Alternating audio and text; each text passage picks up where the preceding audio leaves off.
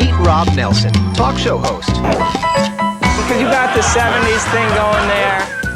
I got someone's underwear.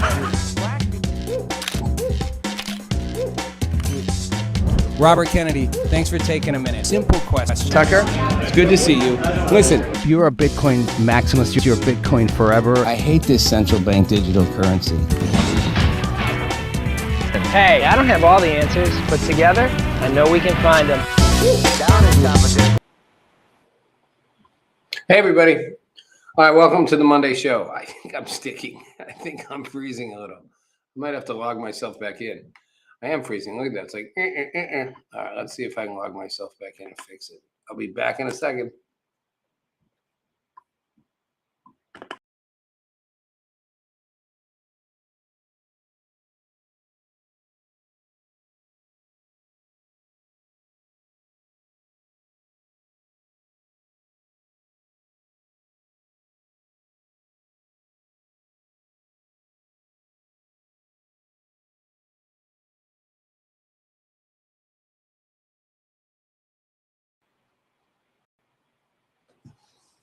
Well, that certainly was the most awkward beginning to a show. All right, it's going to be a short Monday show. I look forward to my Wednesday shows a lot because David Goxton's now a regular with me, and we have so much fun. I love doing things with other people. It's fine to talk by myself, but so I'm going to keep this quick, short, and set up some thoughts and ideas. A lot going on. First of all, there's a shooting at a mosque. I think it's in San Diego. I just saw the headline for it. 3 people dead. San Diego mosque. Three adults killed. 2 teenage suspects dead. So here we go. First, it was shooting synagogues. Now we're shooting mosques. We're shooting Christian churches. Like everyone's taking it out on the religious thing because we're in a cultural civil war, and it's underlaid with a religious war as well. Underneath our civil discourse or lack of discourse, underneath our civil divisions is a very clear religious tone. And it's also, and there's a combination. There's a sort of a hatred of Christians from a lot of the American left, a real hatred, especially of fundamentalist Christians, sort of a dismissiveness, Bible huggers, as I think Hillary Clinton called them. An offense at, coaches who want to have a prayer before the game starts. Even a sort of a disgust at players who, and after the game, when the sideline reporter hits them and they're like, I want to give all the glory to God, first of all. Thank you, God, for getting here. You could see them cringing. ESPN, like, no. There's that. Then there's definitely an anti-Semitism going on. That got riled up, it's always been there, but that got riled up, during that. Sorry, I got a weird itch. It's just itch yourself on camera. I think a mosquito bit me. After the Hamas October 7th attack, a weird, a uber resurgence of anti-Semitism just kind of came out of the woodwork, crawled out, the cockroach of religious hatred and intolerance. And with anti-Semitism, it's always been there. It's not new. That came. And then finally now we have the same piece with Islamophobia and a hatred of Islamic people. And it's all connected. And I've got to log back in again because what's not connected for some reason, I don't know why my computer, I don't know why my system's doing this. Hang on, if you're even listening still, I'll be right.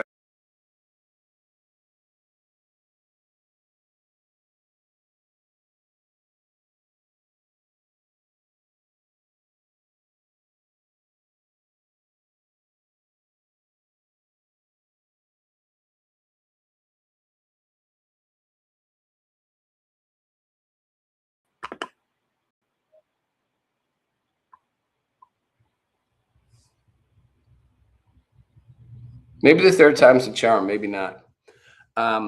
So this undercurrent to our civil unrest has got a religious component to it. One, an anti-Christian at times from the American left, an anti-Jew or anti-Semitism, also more from the American left. and Islamophobia more from the American right, and from the fringe elements of both. And then a general battle of some level of like a secular atheism, all heated up on a world stage where, we have a war in the Middle East pitting an Islamic republic against a democracy built originally on Christianity and Judeo-Christian values, a pluralistic one, though, that has room for many faiths, and the Jewish state of Israel. So we're seeing it reflected there. We're seeing the tensions in the Middle East. It's just, and then you want to go take on China, which is an anti-religious country, right? And that has its own thing, the communist ethos, which, although it could embrace capitalism, couldn't embrace religion. So underneath this all, we have this, and now we're seeing another ugly example. Like I said, there was this Christian school shooting, there were some Christian church shootings, there's synagogue shootings. Now we have a mosque shooting in San Diego. And it's just such horrible dysfunctional behavior, and people are being radicalized by all the propaganda they're reading and hearing, and the extremism on both sides.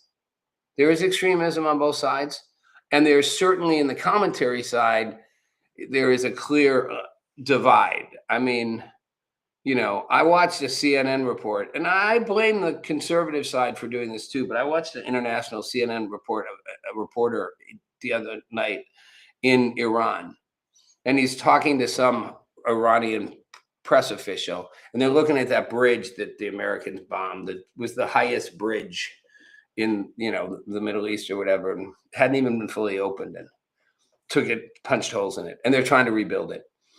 And the reporter's just sort of gazing and admiring the the horrible viciousness of the American missile attack, and the damage it did, and this and that and that, and sort of almost feeling sorry for the guy, the Iranian guy, who is and kind of asking him softball questions about, why is their commitment to rebuild? And, the guy's trashes America. And the reporter talks about the anti-American slogans everywhere. It's sort of a feeling bad for Iran. I understand that for the people, but kind of a sympathetic approach to the government. I'm like, okay, you want to be fair, be fair.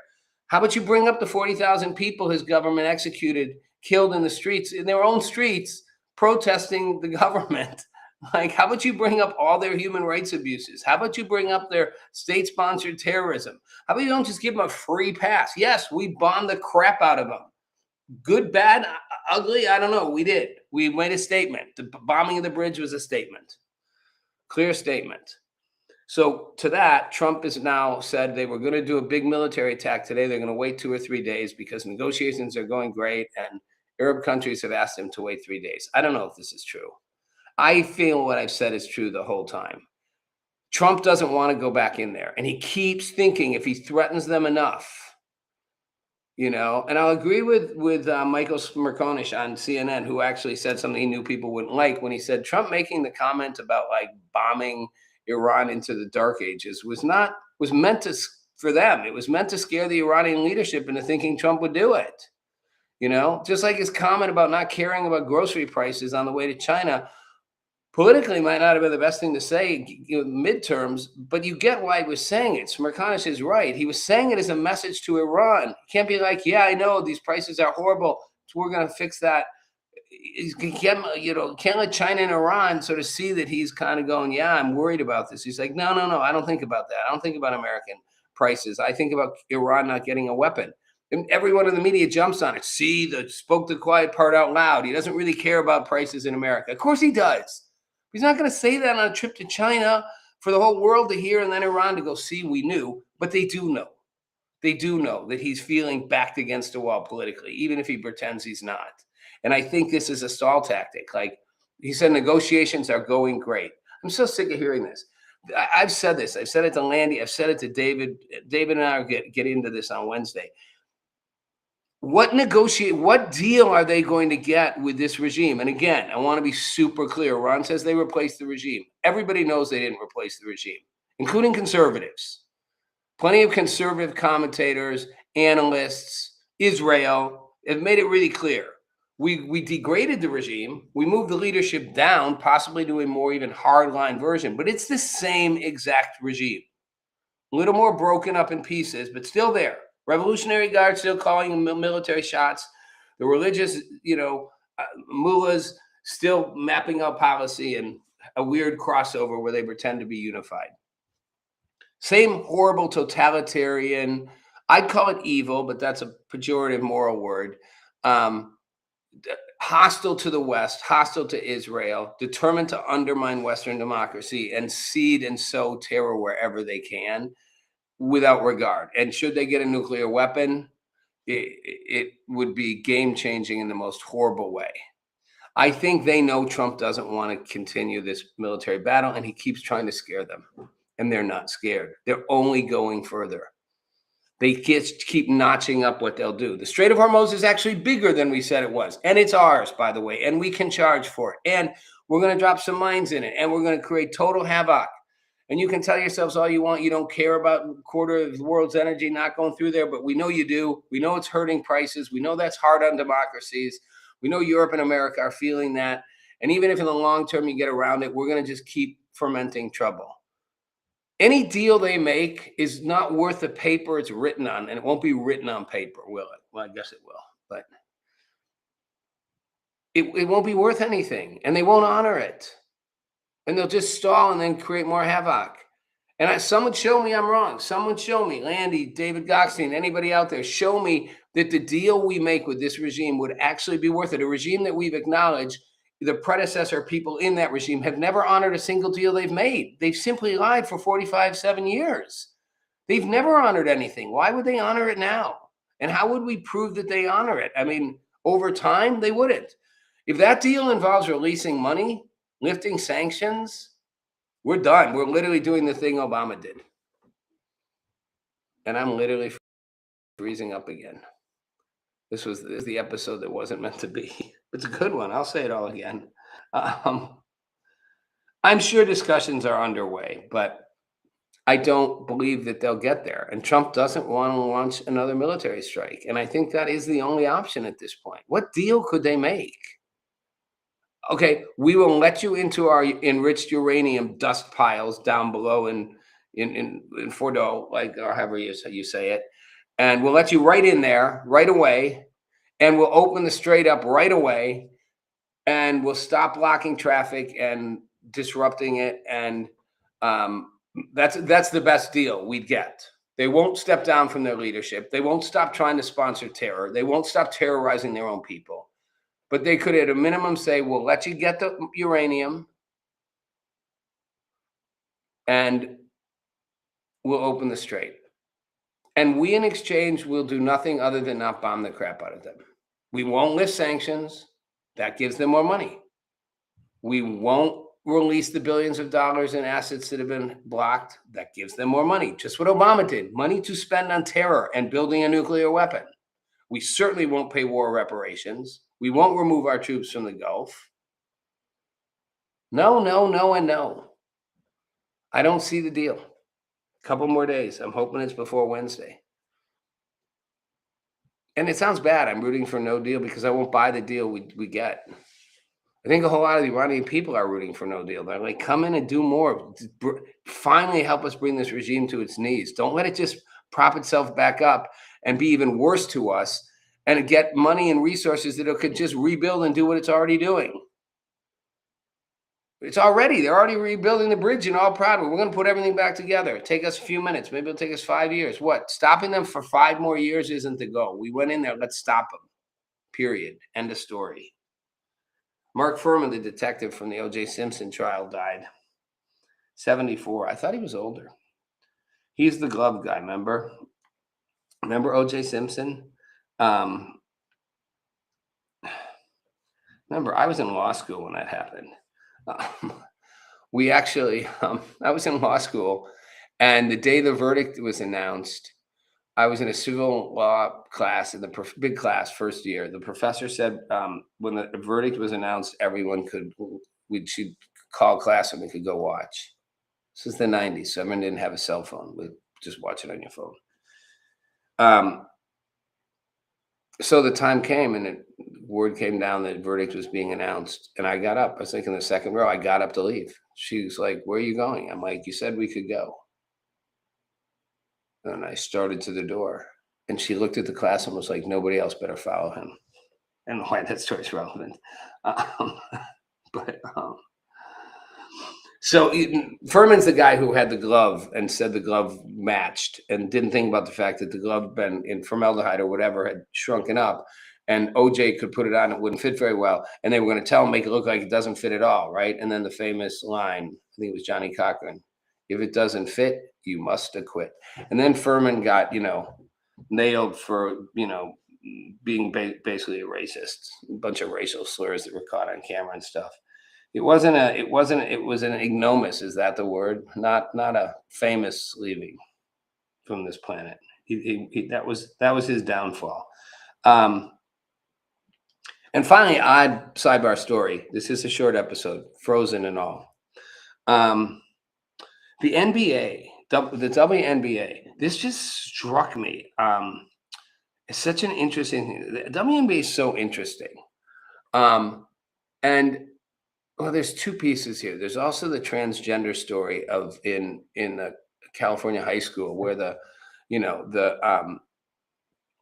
trans boy is winning everything. They had a state meet and he won like all three events, first place significantly over the girls. And then they have a weird rule in the system, in the California system now, which is if a girl is beaten by a trans athlete, they will share the podium. Just stop and think about this for a second. Okay, there's nothing wrong with trans boys or biological boys participating in women's sports because they're really women. That's the argument, right? But should they beat a girl, which they do every time, we'll let them share the podium together. Why? I thought they're equal, because they're not equal and they're going to win. And I said this before, show me any sport they don't win. Where was it I saw the other day? It was a soccer team. As part of their training, they play it's a college soccer team, a really good one. They play a men's high school team. And they did it like a week ago and they got their butts kicked. Now, why would they do this? Why would they play the boys' high school team? First of all, a high school team of boys beats a top college program of women. Not a shocker. But why would they do the game? They weren't doing it for publicity. Well, why do they do it? It's obvious. What better way to prepare for your competition that's going to be the same as you than play something better than you as a practice? Play them as a practice. So when you're playing your own league and the women in your league, you're going to be better because you played against people who are better than any of you. It's a whole notion that men aren't better physically in sports compared to them equal to their women counterparts is so crazy. Like you can't find one sport where you take the same level of an athlete, male and female, except maybe that shuffleboard sport, but and the man doesn't win. Even I think like bobsledding because of the weight differential stuff, but I don't know. But almost most competitive team sports for sure, and individual boxing, MIA. What a fight, by the way. Wasn't that crazy, Ronda Rousey? I knew she was going to take her out. I didn't think she'd take Gina Carano out in 10 seconds. I thought she might in a round. That's her thing, right? Taking people out fast. It's crazy to me, though. Neither of them had fought. 10 years for Ronda Rousey, 17 years for Gina Carano, both in their 40s or 40 and 44. It was so interesting how that fight just was done. People didn't even see what? Not even a punch throwing, just a takedown and just a takedown and a submission. And Gina Carano was those two love each other, right? So to some extent, this is all entertainment, right? I mean, they were prepared to fight, but they're also, they're like Gina Carano is, Ronda Rousey's idol. She looked up to her. She got her in the sport. She said, but someone asked her, would she break her arm if she didn't tap out? And she said, I would. I feel bad, and I'd tell her again afterward how great she is. But yes, so obviously she had her arm, and Gina Carano taps out. But she said she felt so cheated. Carano did. She said she'd been training for like a year and a half, 3 a.m., lost like 120 pounds or whatever. She looks so great, so fit. She's like, after all that, waking up 3 in the morning, my family, everybody like just did this for like a year and a half straight. I never got to throw one punch. It's an interesting way to end it, right? Never got to throw one punch. You don't want to work that hard and not at least have a fight. Like, just get a few in there, you know? A couple, one round, punch and kick in a little bit of something. It was just basically martial arts. It was just one martial arts move. Like Gina Carano puts her foot up and Ronda Rousey takes it, puts her on the floor. 5 seconds later, immobilizes her, puts her arm back, has her in submission, and Gina Carano taps out before her arm snaps. That's what you got to do to Iran, Mr. President. You got to put them into a submission. Unfortunately, it's probably going to take a few more punches, not just some martial arts jiu-jitsu. It's going to take some more punches, but they got to be put in submission. You can't just make a deal. Again, deal won't be worth anything, and you know that. And you called Obama's deals and Biden's deals worth nothing. You all called them worth nothing because they were worth nothing. Now suddenly it's not a good deal because Trump made it. Same regime, same bad deals. Except in this case, they're asking for even more. I mean, I can't believe we're going to get to a deal unless Iran just lies and then goes back on it right away. And killing me, though, because I'm terrified what we're going to do is agree to release funds and lift the sanctions. The very thing Obama did that caused this problem, well, kept the problem going 14 years ago, 13 years ago. Anyway, it's a short show for today. It's a sticky show for today. Oh, I never finished my Caitlin Clark story. Sorry, my WNBA story. I got lost in the trans stuff. So Caitlin Clark and the Indiana Fever. So NBC had a doubleheader, and it had Angel Reese of the Dream, Aja Wilson of the Aces, Zia Cook of the Storm, and representing the Fever, Caitlin Clark. No, Raven Johnson. What? The pictures for each, like it's like when you like Monday Night Football, you show the two quarterbacks. Or in some cases, the running back is really the most famous person on the most, influential player. Caitlin Clark is the leading scorer in the WNBA. She's clearly the best player and she in the league, and she has transformed the league. She is the Tom Brady, if you want, of it on the young side, the Patrick Mahomes, whoever you want. And they take Raven Johnson off the bench forward or guard. I think she's a guard, forward guard, and put her on. Why? Because she's black. She's an attractive black woman. Is she as good as? Is she the marquee of why you go watch the Fever? Of course not. Caitlin Clark is the best player in the league. And classic form, when they do the game, Raven Johnson, who was in the Billboard picture for NBC, scores 0 points. And Caitlin Clark scores like 25, has like a triple-double header or whatever, like a triple-double. And, this is 2 days after having like a record-breaking performance. Raven Johnson, I'm just looking it up, averages 1 point a game per season. I swear to God, it's because she's black and Caitlin Clark is white. And there's a whole thing in this league still about white and black. If Caitlin Clark was black, she'd be treated totally differently. It's absolutely true. By players, by officials, by the league, everything. It's identity politics. Does it ever end? It's got to end sooner or later. It's got to end sooner or later. I'd have been ashamed if I was Raven Johnson to be like, you can't put me on there. I'm a backup player who scores 1 point a game. Like, people ain't coming to watch me. But the league's like, no, we got to make that look right. It's so sad. It's so dysfunctional, too. It just creates more problems. It just creates more bitterness, more racism, more white people mad because they think, like, why isn't Caitlin Clark getting the same credit that LeBron James would get? LeBron James wouldn't have gotten it if he was white. Back in the day, yes. Go back in the day to, like,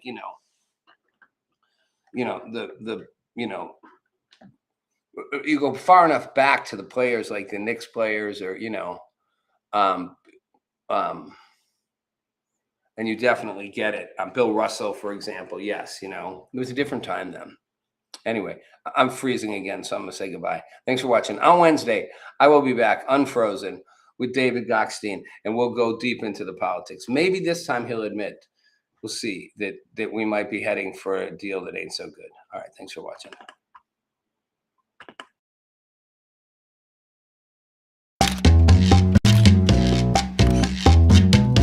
Meet Rob Nelson, talk show host. Because you got the 70s thing going there. I got someone's underwear. Robert Kennedy, thanks for taking a minute. Simple question. Tucker? It's good to see you. Listen, If you're a Bitcoin maximalist, you're Bitcoin forever. I hate this central bank digital currency. Hey, I don't have all the answers, but